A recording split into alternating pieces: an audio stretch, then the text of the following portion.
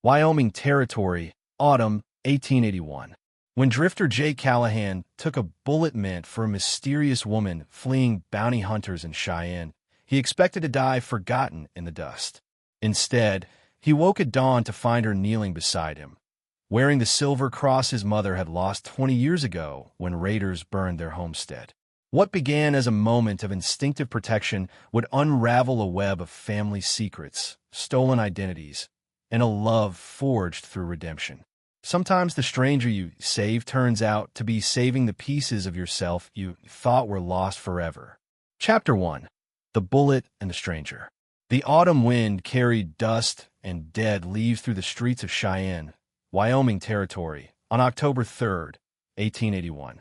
Jake Callahan rode into town on a horse that looked as tired as he felt, both of them bearing the weight of too many miles without purpose. At 32, Jake had become the kind of man who drifted between towns like tumbleweed, never staying long enough for anyone to learn his name or ask about the emptiness behind his eyes. Cheyenne sprawled before him in shades of brown and gray, buildings leaning against each other like drunks at closing time. The late afternoon sun painted long shadows across the dirt streets, while merchants began pulling goods inside their shops. Jake had planned only to water his horse and move on, maybe sleep under stars that didn't care about his past. Then he heard the shouting. 3 men on horseback thundered down the main street, scattering chickens and sending townspeople scrambling for doorways. They moved with the focused intensity of hunters who had cornered their prey. Ahead of them, a figure in a dark cloak ran with desperate purpose, weaving between wagons and market stalls. The hood had fallen back, revealing a woman with dark hair streaming behind her like a war banner. Jake had learned long ago that getting involved in other people's troubles only multiplied his own. He pressed himself against the general store wall, intending to let the drama pass like a storm he didn't need to weather. But something in the woman's movement caught his attention. This wasn't the panicked flight of a criminal. She ran like someone who knew they were innocent, but understood that sometimes innocence wasn't enough. The lead rider raised his pistol, aiming at her back. The woman stumbled over a loose board, catching herself against a hitching post. In that moment of vulnerability, Jake saw something that changed everything. As she turned her head, checking the distance between herself and her pursuers, sunlight caught something silver at her throat. A cross. Simple, elegant, catching light like a memory trying to surface. His body moved before his mind could form reasons why he shouldn't. Jake stepped into the street, directly into the path between the gunman and the woman. The shooter's eyes widened with surprise, his finger already squeezing the trigger. There was no time to draw, no time to dodge. Jake spread his arms wide, making himself a wall of flesh and worn leather. The bullet hit him just below the ribs on his left side, spinning him halfway around before he dropped to his knees. The pain came in waves, first ice cold, then burning like someone had pressed a branding iron through his body. Blood seeped through his fingers as he pressed against the wound, trying to hold himself together with will alone. The woman stopped running. She turned back, her face a mixture of horror and something else. Recognition, perhaps, though that made no sense. The bounty hunters pulled up their horses, momentarily confused by this unexpected development. In that pause, she moved with surprising swiftness, pulling Jake behind an overturned cart. Her hands pressed against his wound, while she spoke words he couldn't quite understand through the roaring in his ears. This close, he could see her face clearly.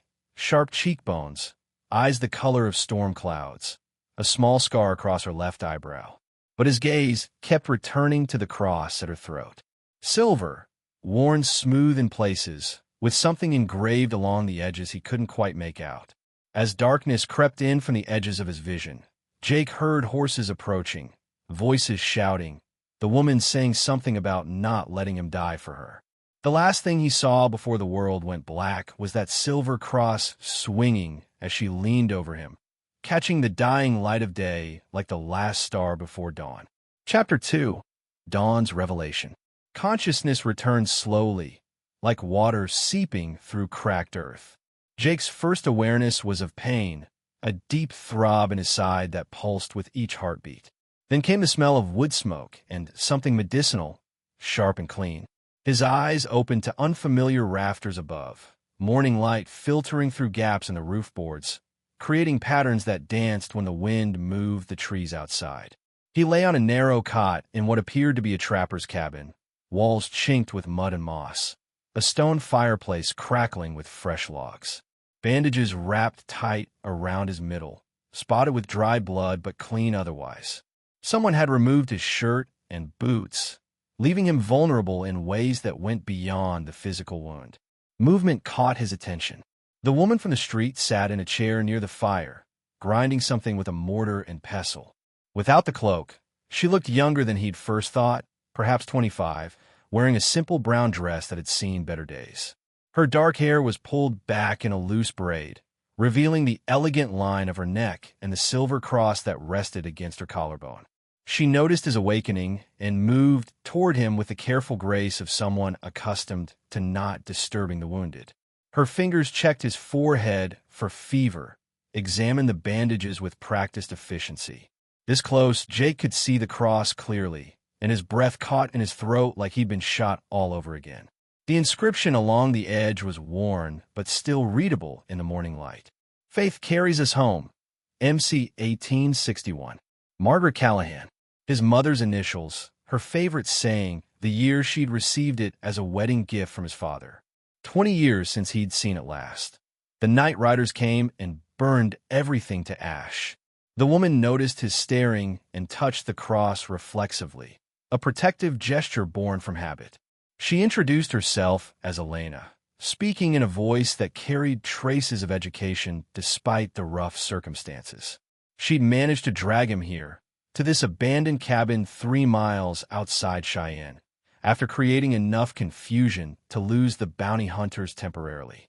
Jake's voice came out rough from disuse when he asked about the cross. Where had she found it? Elena's expression shifted, becoming guarded, yet somehow sad. She'd worn it since she was 5 years old, she explained, found in the ruins of a burned homestead in southern Wyoming. Her father had brought it to her, said it was payment for a debt, though she'd never understood what debt a child could owe. The words hit Jake like physical blows. Southern Wyoming. A burned homestead. 20 years ago, he'd been 12, out checking trap lines when he saw the smoke. By the time he'd run back, nothing remained but charred timber and 3 graves his neighbors had dug for his parents and sister. The cross had been the only valuable thing his mother owned, and he'd searched through the ashes until his hands bled, finding nothing. Elena continued tending his wound, while Jake's mind reeled with implications. If her father had taken the cross from his mother's body, then her father had been among the raiders. The woman he'd saved, who now worked to save him in return, was connected to the worst night of his life by blood and silver. She must have sensed the change in him because she stopped her ministrations and met his gaze directly. There was more to tell, she said quietly. The bounty hunters weren't after her for crimes she'd committed, but for what she knew. Her father, before his death 2 years ago, had confessed to participating in raids throughout Wyoming Territory, named the men who'd hired him, powerful men who now wanted his daughter silenced before she could testify. Jake studied her face in the morning light, searching for deception, but finding only exhaustion and determination. She'd been running for 18 months, she explained, carrying the weight of her father's sins and trying to find some way to atone. The cross had become her anchor, a reminder that even in the ashes of terrible deeds, faith could carry someone home. The fever returned then, pulling Jake back toward darkness. But before he surrendered to it, he whispered his mother's name.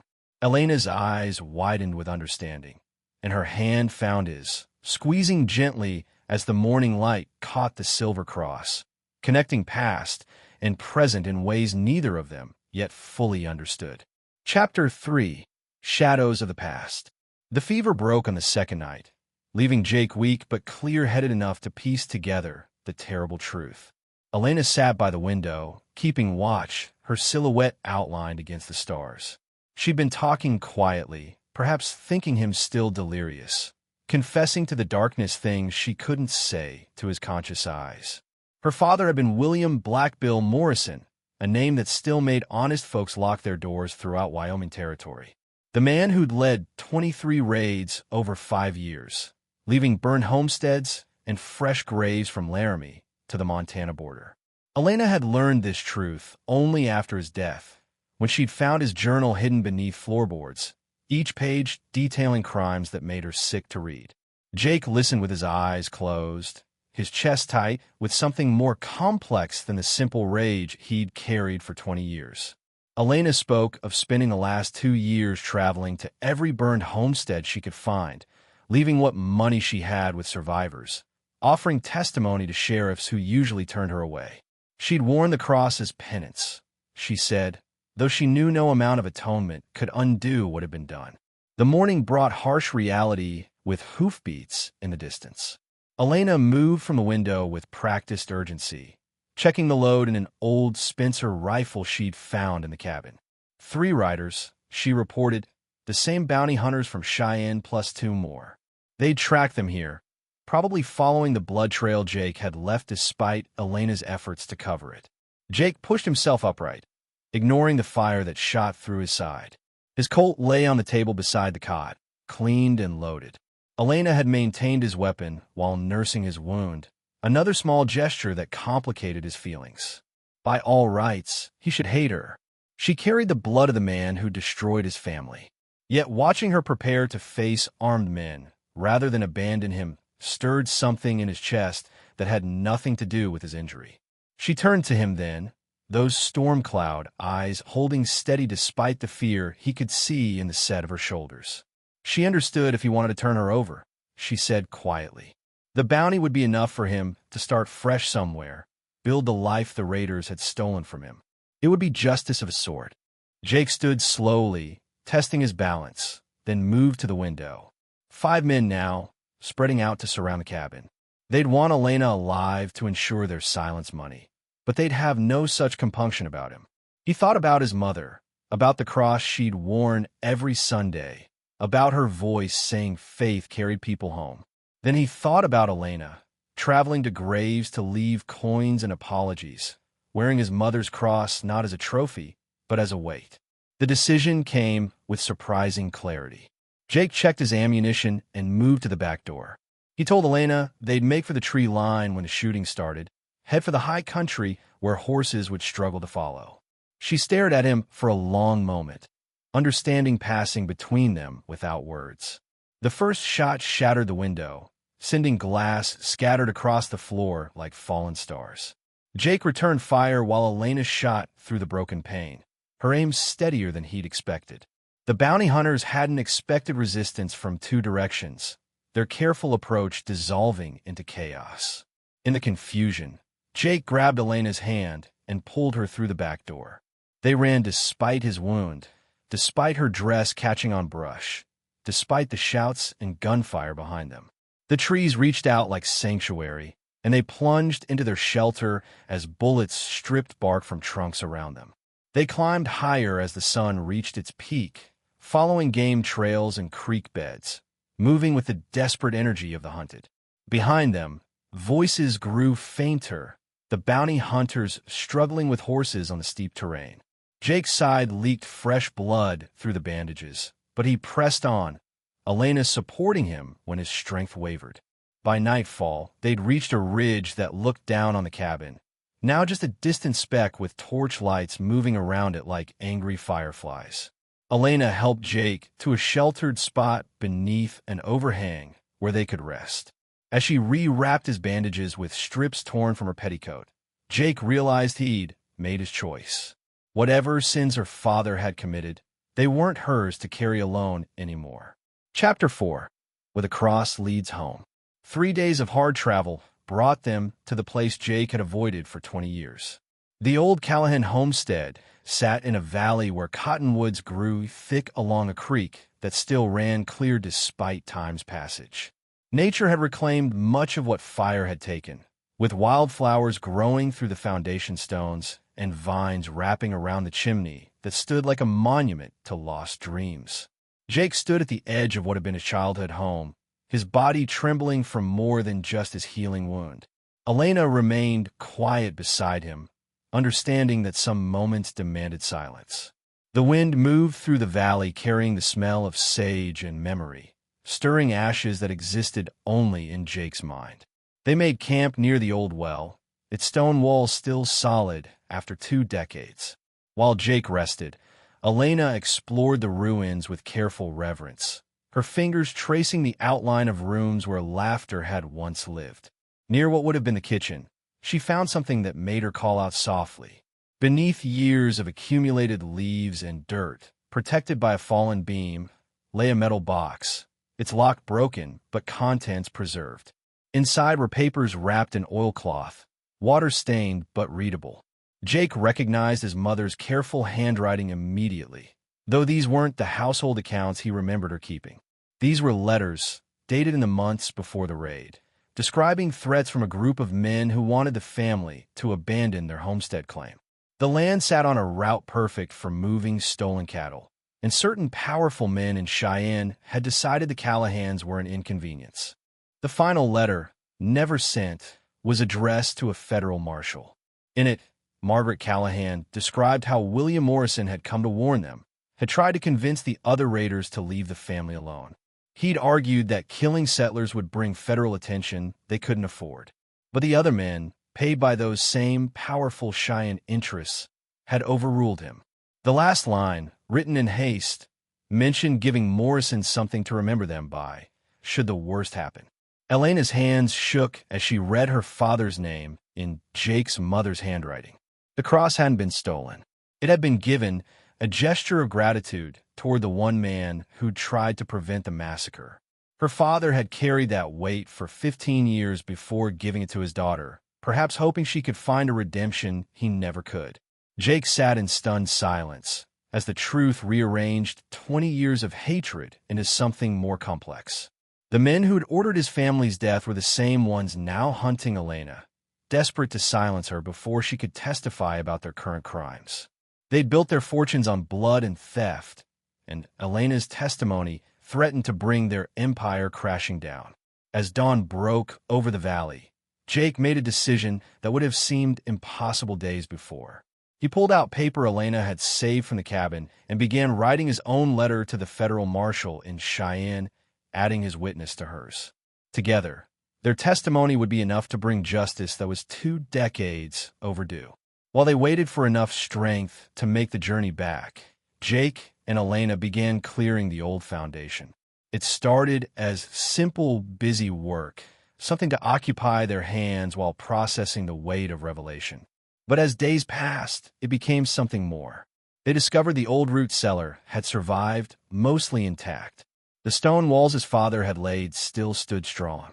With each cleared stone, each salvaged beam, they were building something neither had expected to find. Elena worked beside him without complaint, her hands growing calloused from moving stones, her dress replaced with practical clothes they'd found in an abandoned prospector's camp. The cross still hung at her throat, but now Jake understood it belonged there. His mother would have wanted it worn by someone who understood that faith meant choosing redemption over revenge, choosing to build rather than burn. On their last morning at the homestead, they stood where the front door had once been, looking out at the valley painted gold by sunrise. Jake reached over and touched the cross gently, feeling the worn inscription beneath his fingers. Faith carries us home, his mother had believed, and in a way he'd never expected, she'd been right.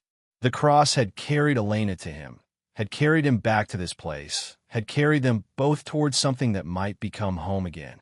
The bounty hunters would still come. The powerful men in Cheyenne would still fight.